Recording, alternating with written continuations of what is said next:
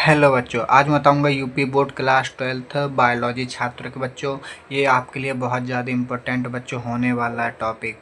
तो बच्चों इसे बहुत ज़्यादा ध्यान से समझें और बच्चों इसे रटने की कोशिश ना करें। यह बहुत ज़्यादा इम्पोर्टेंट टॉपिक है, इसलिए बच्चों बहुत ज़्यादा ध्यान से भी समझना है।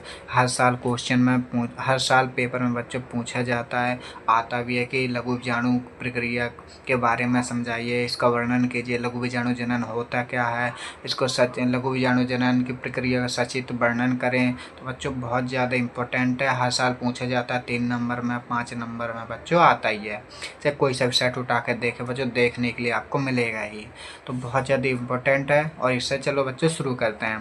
तो लघु बीजाणु मात्र कोशिका में असूत्रीय विभाजन के द्वारा 4 आगुणित पराकणों या लघु बीजाणुओं के निर्माण की प्रक्रिया लघु बीजाणु जनन कहलाती है। तो बच्चों आपने देखा लघु बीजाणु धानी होती है, लघु बीजाणु धानी होती है। लघु बीजाणु के अंदर पराग मात्र कोशिका पाई जाती है। तो इसके अंदर ही तो बच्चों फिर लघु बीजाणु का निर्माण होगा। तो लघु बीजाणु मात्र कोशिका में असूत्रीय विभाजन के द्वारा 4 आगुणित परागकणों के निर्माण की प्रक्रिया लघु बीजाणु जनन कहलाती है। तो बच्चों इतना हो गया। अगर समझाने की कोशिश करूँ बच्चों, तो ये पराकोष है, इसमें पराकोष है बच्चों, इसमें लघु बीजाणु धानी पाई जाती है।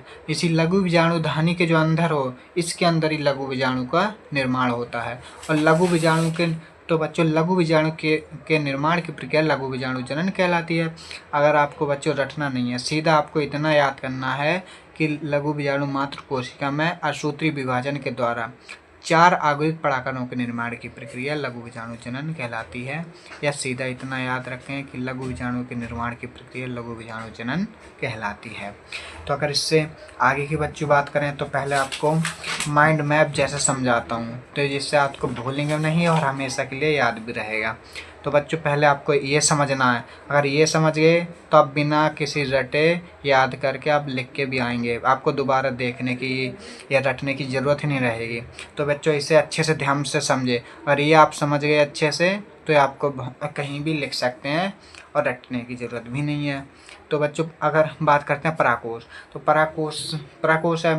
पराकोष में लघु बीजाणु धानी 4 समाहित होती हैं। तो लघु बीजाणु धानी होती है, जो लघु बीजाणु धानी की ये रही बच्चों लघु बीजाणु धानी। लघु बीजाणु धानी के अंदर लघु बीजाणु के अंदर बच्चों अधोस्तरीय कोशिका पाई जाती है। ये द्विगुणित होती है और ये जो विकसित होगी अधोस्तरीय कोशिका बच्चों विकसित होकर प्रपस्सु कोशिका में बदल जाती है। ये भी द्विगुणित होती है। प्रपस्सु कोशिका समसूत्री विभाजन करती है। इसमें समसूत्री विभाजन होगा जिससे ये 2 भागों में बढ़ जाती है। तो बच्चों अभी आपको इतना बस समझना है कि पराकोष होगा, पराकोष में लघु बीजाणु धानी पाई जाती है, लघु बीजाणु धानी अधोस्तरीय कोशिका पाई जाती है। यह द्विगुणित होती है, यह विकसित होकर प्रपस्सु कोशिका में बदल जाती है। यह भी द्विगुणित होती है, इसमें समसूत्री विभाजन होता है जिससे ये 2 भागों में बढ़ जाती है। एक है प्राथमिक भित्ति कोशिका, दूसरा प्राथमिक पुन बीजाणु जनन कोशिका। अभी बस आप इतने करें, फिर बच्चों आगे मैं बताऊंगा। तो यही जो चीज़ मैंने तो बच्चों अभी मैंने बताई थी कि लघु बीजाणु जनन, पराकोष, लघु बीजाणु धानी जो बताया था कि कैसे होती है, समसूत्री विभाजन।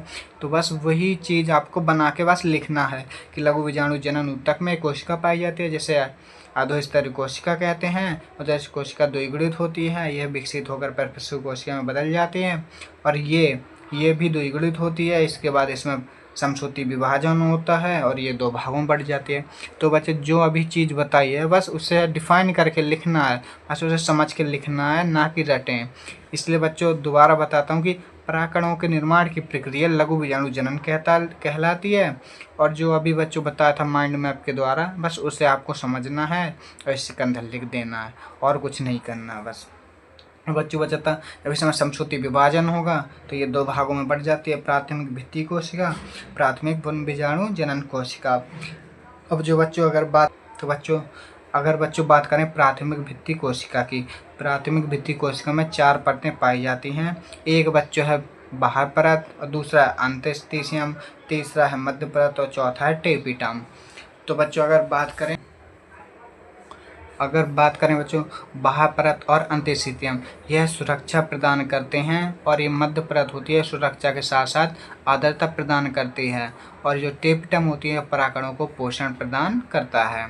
और बच्चों अगर प्राथमिक पुनर्बीजाणु जनन कोशिका की बात करें, प्राथमिक पुनर्बीजाणु कोशिका में जब समसूत्री विभाजन होगा बच्चों, तो ये पराग मात्र कोशिका का निर्माण होगा और ये द्विगुणित होती है। जब पराग मात्र कोशिका में असूत्री विभाजन होगा, जिससे 4 आगुणित परागकणों का निर्माण होगा। इसे बच्चों रटे नहीं, केवल समझेंगे तो आप कहीं भी लिख सकेंगे, भूलेंगे भी नहीं। इसलिए बच्चों एक माइंड मैप के द्वारा आपको दोबारा बता देता हूँ, जिससे आप दोबारा भूलेंगे भी नहीं और अच्छे से समझ के लिखे भी आ सकते। तो बच्चों बात करते हैं अब इसकी। ये बच्चों आपके लिए माइंड मैप के द्वारा काम करेगा और आपको बहुत ज़्यादा इम्पोर्टेंट रहेगा बच्चों, इसलिए बार बार कह रहा हूँ ये समझने की बहुत ज़्यादा कोशिश करनी है। अगर ये समझे रहेंगे तो आप कहीं भी कुछ भी बना के लिख के आ जाएंगे, तो इसे बहुत अच्छे से समझें। तो बच्चों इसलिए दोबारा समझा रहा हूँ। हेलो बच्चों, तो बात करते हैं प्राकोष। प्राकोष में लघु बीजाणु धानी पाई जाती है। लघु बीजाणु धानी बच्चों ये जो दिख रही है गोल गोल, ये लघु बीजाणु धानी होती है, ये बड़ा सा जो आकार है। और इसके अंदर जो होती है अधोस्तरीय कोशिका पाई जाती है। जो अधोस्तरीय कोशिका है, तो ये बच्चों देख सकते हैं, ये अधोस्तरीय कोशिका, ये जो विकसित होगी और विकसित होकर ये परिपक्व कोशिका में बदल जाती है, जो कि द्विगुणित होती है और अधोस्तरीय कोशिका भी द्विगुणित होती है। इसमें समसूत्री विभाजन होगा, इसके बाद ये 2 भागों में बट जाती है। एक है प्राथमिक भित्ति कोशिका और दूसरा है प्राथमिक पुनर्बीजाणु जनन कोशिका। प्राथमिक भित्ति कोशिका की बात करें तो ये जो बाह्य परत है, ऊपर को देख सकते हैं कि ये बाह्य परत है, ये होती है बाह्य परत। और जो अंदर का होता है, बाह्य के जो अंदर का होता है, ये होता है अंतस्थिशियम। और अंतस्थिशियम के जो नीचे वाली परत होती है मध्य परत, और जो सबसे नीचे का भाग होता है, ये नीचे की परत है, ये होती है टेपरम। जो टेपरम का कार्य होता है, ये परागकणों को पोषण प्रदान करती है। और अगर बात करें प्राथमिक पुनर्बीजाणु जनन कोशिका, पुनर्बीजाणु जनन कोशिका ये जो होती है समसूत्री, इसमें विभाजन होता है और समसूत्री विभाजन के बाद पराग मात्र कोशिका का निर्माण होता है। जब पराग मात्र कोशिका में असूत्री विभाजन होगा, इससे 4 आगुणित परागकणों का निर्माण होता है। तो बस इतना बच्चों याद करना है, ये माइंड मैप है और ये पूरा आपको याद रहेगा। तो लघु बीजाणु जनन की प्रक्रिया पूरी आप लिख सकेंगे। लघु बीजाणु जनन के बारे में जो पता है बस वो लिखना है, उसके आगे की ये जो प्रक्रिया लिख देना और डायग्राम बना देना। इससे पूरा 5 नंबर आपको मिल जाएगा। हेलो बच्चों, और अगर डायग्राम बनाने के लिए बच्चों कहें सचित्र के साथ वर्णन करें, तो बच्चों ये आपको पूरा बना के आना है, इसमें पूरा 5 नंबर आपको मिलेगा। और जो लिखने के लिए बोला है बच्चों, वो आप लिखेंगे और जो माइंड मैप है उससे समझ के बच्चों लिखना है आपको, ना कि रटना। दोबारा बोल रहा हूँ इसलिए। लघु बीजाणु के अगर जनन क्या है तो आपको लिखना है कि परागकणों के निर्माण की प्रक्रिया लघु बीजाणु जनन कहलाती है। और फिर उसके आगे जो प्रक्रिया जो बताई गई है, फिर वही बारे में लिखना है, समझना है और वही आपको लिखना है। फिर उसके लास्ट में बच्चों आपको बस ये डायग्राम बना देना बच्चों, पूरा 5 नंबर आपको मिल जाएगा। तो इसलिए बच्चों अगर और वीडियो का टॉपिक चाहिए आपको जो इम्पोर्टेंट है पेपर के स्तर से, मैं वो बनाऊंगा आपको, बस आपको कमेंट में बताना है किस चीज़ की ज़रूरत है बच्चों। Okay, thank you.